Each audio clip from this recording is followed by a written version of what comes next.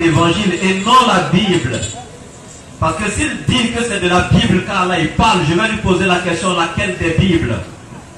La Bible catholique qui fait 73 livres, la Bible protestante qui fait 66 livres, la Bible samaritaine qui fait 5 livres, la Bible des Juifs qui fait 24 livres, la Bible des témoins de Jéhovah, la traduction du monde nouveau, laquelle des Bibles pour lui serait la parole de Dieu? Allah il parle de la Torah et l'évangile. Et quand on parle de la Torah, d'aucuns imaginent déjà l'Ancien Testament dans son entièreté.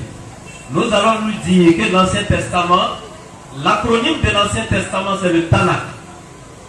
Le Tanakh n'est rien d'autre que la Torah, les Nevi'im et les Ketuvim. La Torah est composée de 5 livres, le Pentateuque que l'Éternel a révélé à Moïse. Nous avons la Genèse, l'Exode, Lévitique, Nombre et Deutéronome. Voici ce qui a été révélé à Moïse.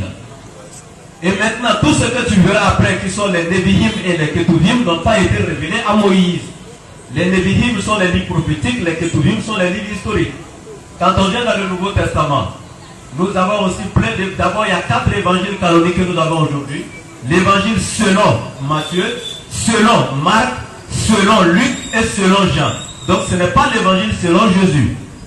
Alors là, il parle de l'évangile qu'il a révélé à Jésus et non les évangiles qui ont été attribués à Jésus.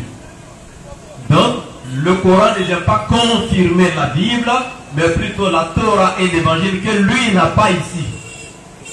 Et nous allons lui démontrer maintenant, dans la Bible et dans le Coran, que Isa alayhi salam n'était jamais venu sur la terre pour mourir afin que l'humanité soit sauvée par sa mort. Nous allons lui démontrer ça aujourd'hui. Et lui prouver par A plus B qu'il n'a même pas été tué. Inch'Allah. Il ne reste pas assez de secondes. Tout ce que je peux dire, c'est qu'on souhaite que ça va se faire dans le respect, dans la passivité, et puis dans le langage le plus soutenu. On va éviter les invectives, les injures, parce que ça ne sert à rien. Voilà, on va se parler avec respect, et puis la vérité va jaillir, Inch'Allah. Salam alaikum. Wa alaikum salam wa rahmatullahi wa barakatuh. Ok, c'est parti pour 15 minutes. Le frère Hippolyte et les disciples de Jésus, top chrono. Allons-y, frère. Shalom à tous. La mort de Jésus est un fait réel. Ça s'est passé sur cette terre. Mais avant de rentrer dans le but du sujet, normalement, je vais présenter Issa, qui n'est pas Jésus, selon le Coran. Je présente maintenant Jésus, Yoshua Mashiach, selon la parole de Dieu. Pour aller, je demande au lecteur de me lire sur... Bon, non, lisons d'abord sur Acte chapitre 19, verset 16 à 35. Sourate 19, Sourate Mariam, verset 16 à 35. Allez-y, doucement, s'il vous plaît. 35, c'est pas... Allez-y, c'est mon temps ou bien? Allez-y. Parce que je crois, j'ai constaté que les musulmans ne lisent pas. Et c'est pour ça que ceux qui sont devant, sont là, ils ne lisent pas, vous ne lisez pas. Parce que la vérité, vous ne lisez pas. Lisons, au moins une fois, ils vont lire cette sourate. Sourate 19, verset 7. Oh Zacharia. 16 à 35. Pardon.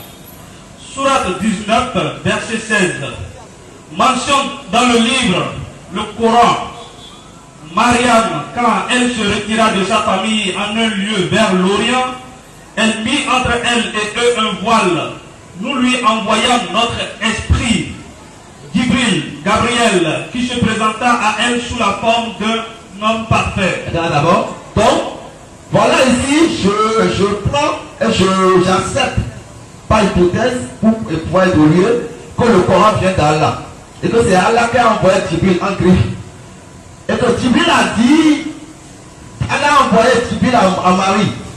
Et il s'est présenté à Marie sous la forme d'un homme parfait. Un homme parfait comme ça. Il y a une question que j'ai posée aux musulmans d'abord. Est-ce qu'elle est après la mission que Bila